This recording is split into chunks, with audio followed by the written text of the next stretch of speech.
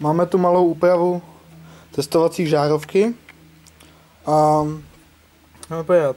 Všechno je furt stejná, přední panel furt stejná, až na to, že tu kontrolka, která ukazuje, že je zařízení zapnutý, je zelená doutnavka.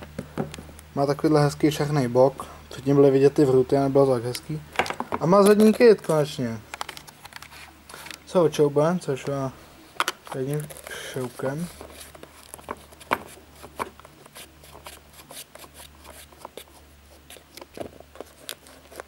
Tak.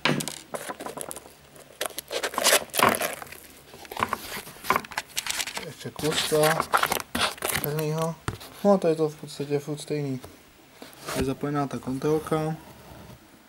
Jednu vede sem do svakovnice a ta je připojená hned za pojistku. Pak to přišlo dvouma vyutíkám kryt. Co to ještě přibylo, tak je tady to.